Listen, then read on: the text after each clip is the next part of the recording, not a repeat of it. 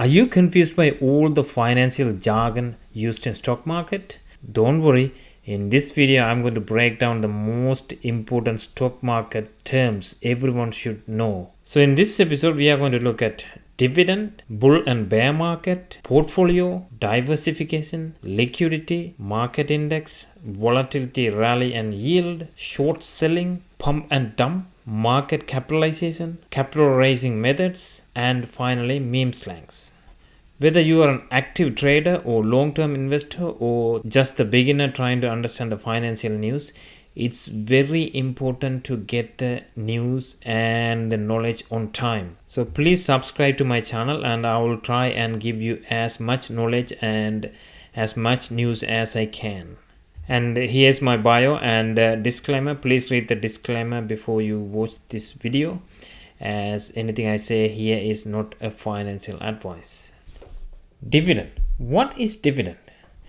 Dividend is a portion of a company's profit that it distributes to its shareholders, of course in the form of cash or additional stock. Basically, it is a way for a company to share its earnings with the individuals or entities who own its stock. Where does it come from? Of course, it comes from the company's profit. Frequency, it is paid quarterly, semi-annually or annually. Purpose, of course, to distribute the profit and signal the financial health of a business. Who gets it? Obviously, the shareholders as of the date the company records the dividends. Important point to note here though, not all companies pay dividends, only some do. Let's look at bull market versus bear market. Bull market means the stock price is increasing over time and therefore the stock market value is going up. This occurs during the economic growth, and during this time investors are very optimistic and confident and they take more risk. If you go back to 2009 to 2020, the US stock market was increasing, and this can be an example of a bull market. Bear market, on the other hand, means the stock prices are falling by 20% or more. If the stock prices fell less than 20%, it is called market correction. Bear market is often linked with economic downturns or economic recessions, and investors are pessimistic and don't want to take too much risk. Example would be the 2007 to 2009 financial crisis. Portfolio means the collection of financial investments you have, such as stocks, bonds, commodities, cash, ETFs, or real estate. In a portfolio, you can have just one type of these financial assets, or you can have multiple financial assets. Diversification. Diversification is the most used risk management strategy in stock market. Diversification in financial market basically means investing in a wide variety of investments within a portfolio. Diversification is obviously done by investing in different asset classes such as stocks, bonds, real estate, investing in different countries, or investing in different industries. Here you can see in this picture, this is basically diversification. You can see here blonde, brunette, black, brown, maybe something is missing. Gold is missing. There's the gold. So you have all the varieties now, right? Just like this picture, you will just have to diversify your financial assets. That's it. Liquidity means how easy to convert an asset into ready cash without affecting its market price. Obviously, cash is the most liquid asset. On the other hand, tangible assets like real estate, fine art, and collectibles are relatively illiquid. Why?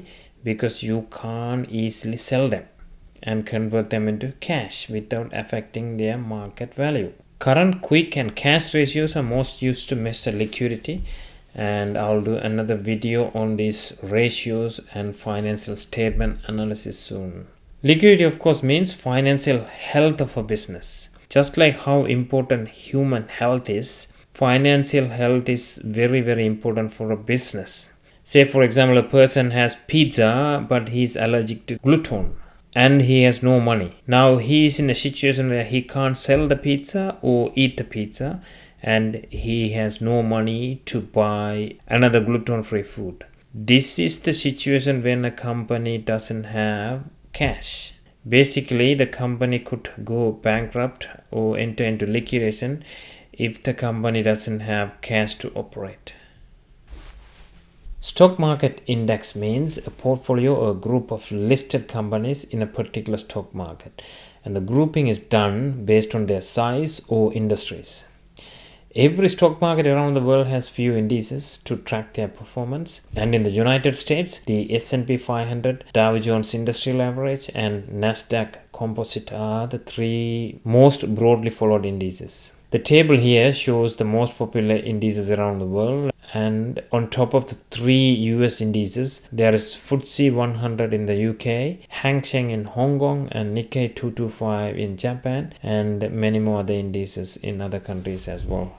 ETF or exchange traded funds means a basket of shares or other securities which can be traded in stock exchange like shares. I have done a full video on ETFs, index funds and mutual funds, and I'll put the link at the end of this episode and the description box below. If you want to learn more, please watch that video. Yield means the measurement of return on an investment, such as dividend payment. Say for example, you grow an apple tree for a number of years and that particular apple starts to produce apples, right? The yield would be the number of apples that particular tree produces. Just like that, here the yield means the return on an investment. Yield is calculated by dividing the annual profit by the investment value. And there are three types of yields. The first one is dividend yield. Say for example, the share of a company XYZ is trading at $5 per share and it pays 20 cents dividend. So 20 cents divided by $5 is 4%. So the dividend yield is 4%. Second one is stock yield. For example, if someone buys a share for $5 and the price of that share grows from $5 to $6, the stock yield would be $1 divided by $5 and it's 20%. The third one is bond yield. Say for example, a bond with a value of $5,000 and it pays an annual interest of $100. So $100 divided by $5,000 would be 2%. So the bond yield would be 2%. Next one is spread. Spread is the difference between a stock's bid price and ask price. Say a buyer is willing to pay $9 for a stock and a seller is willing to sell for $10. So the difference is $1 and this is called the spread. This spread actually goes to the market maker, who is a large bank or financial institution and are responsible for pairing buy and sell orders in the market. Next, look at volatility. Volatility means how large an asset's price swings around the average price. If the stock price is highly volatile, that means there are uncertainty or risk associated with that particular stock. Volume in financial market means the number of shares traded during a particular period. It is usually measured in average daily trading volume. Rally means a substantial increase in the stock price. Rallies happen during increased buying of a particular stock, which drives the stock price upwards. Obviously, the rally is opposite to market correction or market crash. Market correction or market crash means a rapid or substantial decline in stock price. As you can see in this picture, rally is probably like a rocket. It goes boof. It goes up very quickly, and market crashes like a meteor. It just boom comes down. So this is basically a rally. As you can see, there's a substantial increase in stock price, and this is the market crash or market correction. So the substantial decline in the short term in stock price. Shorting or short selling is a trading technique of betting against a stock. Basically, you believe that the stock price will go down, so you borrow shares from a broker and sell them. And when the stock price goes down, you buy back at a lower price and return the stock to the broker and netting the price difference in profit. It might sound very strange, but this is perfectly legal and very commonly used trading technique. Short selling is the opposite of traditional buy low and sell high trading technique. I have put an example in this picture. As you can see here, in step 1, short seller borrows 10 shares of ABC stock and he sells that 10 shares for $500. When he sells the shares, stock loses in value and the stock price goes down. And when the stock price goes down to $4 per share, he buys the 10 shares for $400. and then he returns the 10 shares back to the broker and keeps the $100 in profit. Pump and dump is an illegal scheme, obviously, and here the idea is to boost the stock price based on misleading, false, or greatly exaggerated information or statements. Pump and dump scheme is one of the biggest scams used in cryptocurrency industry. As you can see in this example, during phase 1, someone buys the stocks. That means they are pumping, right? And then based on the misleading or greatly exaggerated information, they create a hype about this stock, and people who got caught in this hype buy the stocks at a relatively higher price, and then when the stock price goes up very high, the same people sell the stock in phase 2.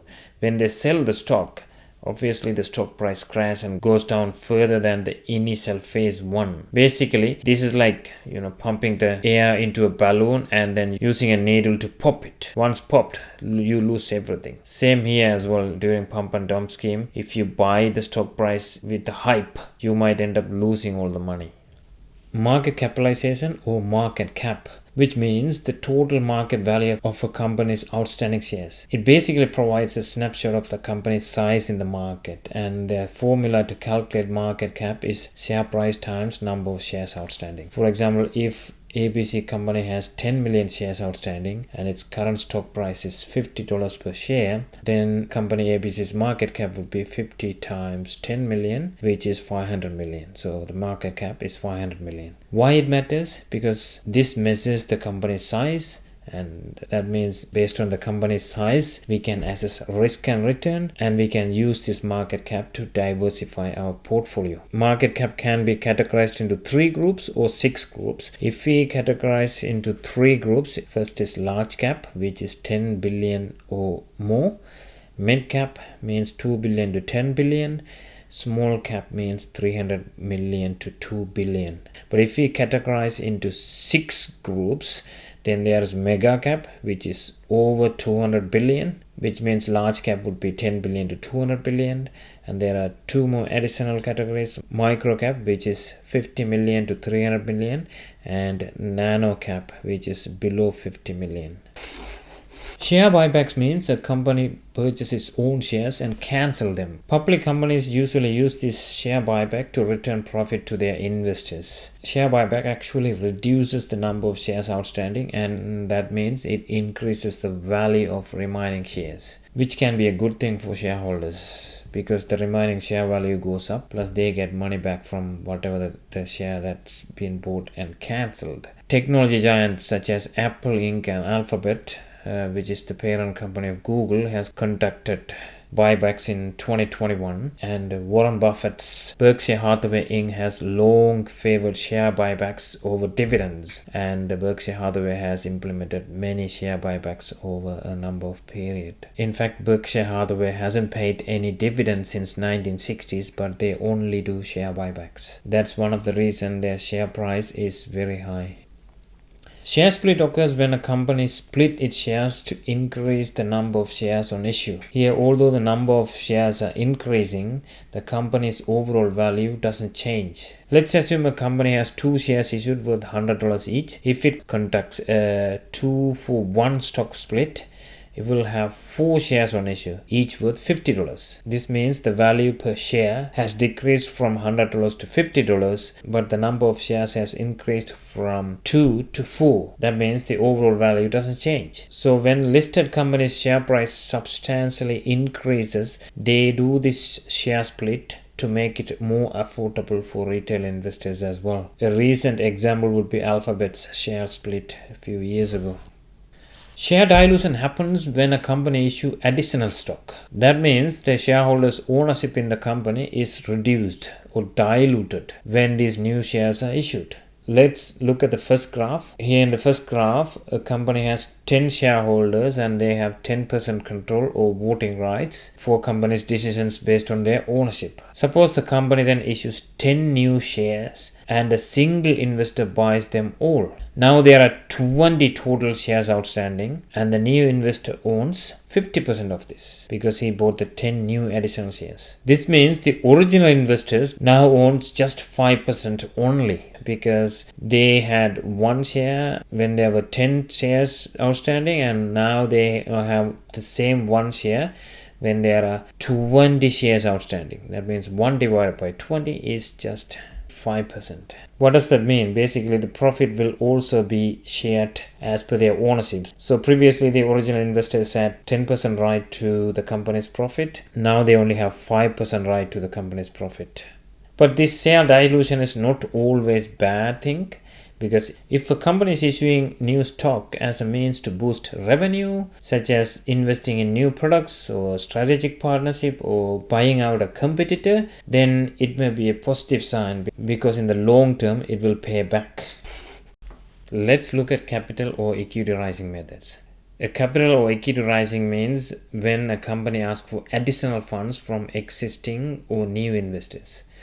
Usually, businesses raise capital for a variety of reasons, such as funding for normal business operations, expanding, making an acquisition, or capital restructuring. The following are the main capital raising methods. First one is obviously IPOs, or initial public offering, which means selling shares in the stock market for the first time to the public.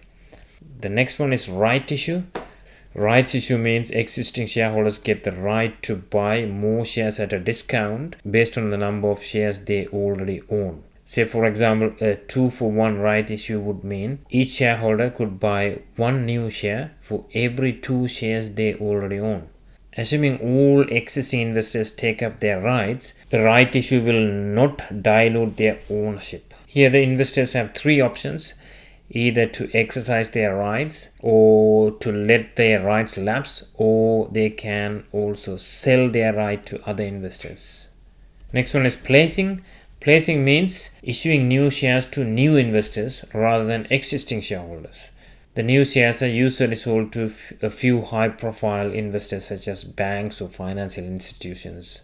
From a business perspective, a placing can be fastest and cheapest way of raising new equity because they can issue substantial number of new shares to a handful of major investors rather than many small lots of shares to thousands of individuals. But from an existing investor's perspective, a placing can dilute their existing ownership.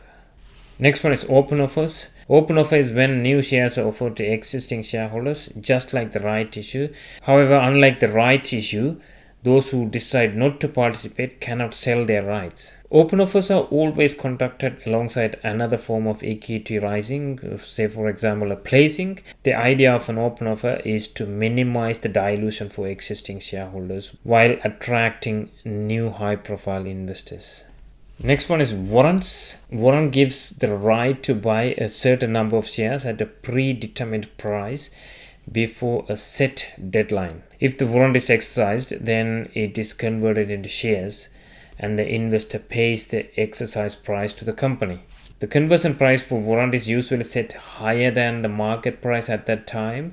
The idea here is that the company will grow and the share price will increase above the exercise price at a future time. However, if the share price fails to exceed the exercise price, then you could purchase shares at a cheaper rate on the open market than exercising the warrants. Last one is convertible debts and bonds. This basically is a long-term debt instruments paying interest and with the view of converting it into shares at a later date. Let's look at retail investors' meme slang. First one is diamond hands, which means holding a stock despite volatility or loss, or in simple terms, refusal to sell. Paper hands means selling too early because they cannot handle the price swings. Tendies is a slang for profits, like chicken tenders, kind of a reward. YOLO means you only live once, putting all your money into one high-risk trade. Backholder means someone stuck holding a stock that's dropped significantly. Hodl means hold for long term, no matter what happens. Apes Together Strong means community support for holding together. So the idea here is if everyone holds together, the share price will not drop. Strong is the intentional misspelling for stocks. To the moon means expectation of a stock skyrocketing in price. BTFT means buy the effing dip when the price falls. FOMO means fear of missing out, buying because everyone's making profit. Short squeeze means driving the price up rapidly to force the short sellers buy back the shares. That's the end of this video. Thank you for watching. I'll see you in another video.